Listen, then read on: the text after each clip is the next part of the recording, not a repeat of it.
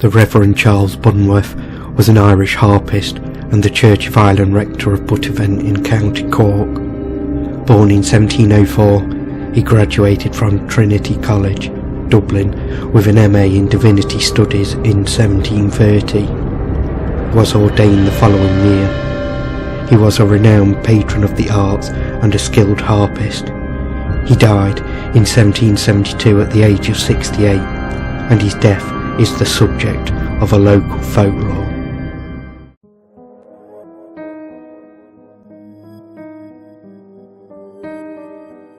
According to the legend, 1 week before the Reverend's death, a Mr. Kavanagh, the herdsman for the Bunworth estate, departed for Mallow to pick up medicine for the Reverend, who had fallen ill, but whose condition was not thought to be terminal.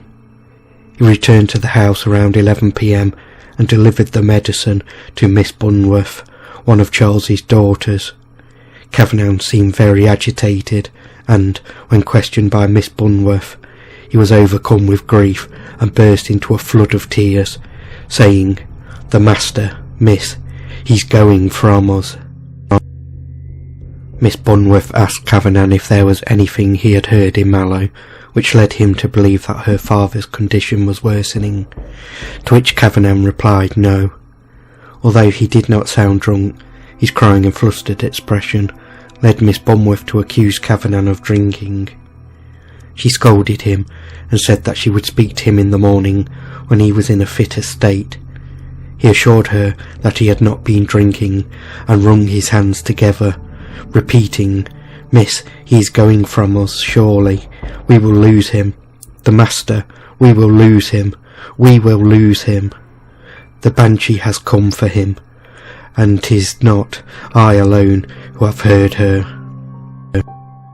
Miss Bunworth dismissed this as idle superstition, but Kavanagh insisted that a banshee with long white hair and a black cloak followed him through the grounds of Ballybag Priory, neighing, screeching, clapping her hands, and, on occasion, calling out the Reverend's name. The banshee then sat under a tree that had been struck by lightning and began neighing so bitterly that it went through one's heart to hear it. Miss Bunworth tried to comfort Kavanagh, stating that her father's condition was improving, that hopefully he himself would soon be able to convince Kavanagh that there was nothing to worry about. Nevertheless, she insisted that Kavanagh tell no one else what he had seen, as she did not want him to frighten the servants. Over the next week, the Reverend Bunworth's health unexpectedly declined. The night before his death, he was attended by an elderly woman who was a friend of the family. His two daughters, exhausted from constantly caring for their father, were told to get some rest. At his own request, the Reverend's bed was moved downstairs to the parlour and positioned beside the window, as he had sought a change of scenery from his bedroom. Bunworth was much loved and respected in the community, and many locals were gravely concerned by the strange happenings which seemed to forebode the Reverend's demise. As was common at times of serious illness, people gathered at the house, mainly in the kitchen, with a smaller group of close friends in a room adjoining the parlour, the door to which was left open. The night was calm, clear and moonlit. The stillness of the night was interrupted when a rose bush growing outside the parlour window was forced aside with some noise, and a low female moaning was heard, accompanied by the clapping of hands. The moaning sounded as if whoever was doing it was holding their mouth close to the window, and the elderly woman attending the sleeping Reverend rushed into the adjoining room and asked if anyone else could hear the cry of the Banshee. Two men hastily rose to their feet, sceptical of any supernatural explanation, and ran outside to find the culprit. As soon as they exited the front door, they were met with complete silence. They inspected the entire perimeter of the house. The ground around the window had recently been dug, meaning that if the rose bush had been pushed aside by human hands, footprints would have been left in the dirt, although none could be found. The moonlight provided excellent visibility, and the two men, hoping to dispel the mystery, searched along the road leading to the house, but to no avail. The grounds around the house were silent and deserted.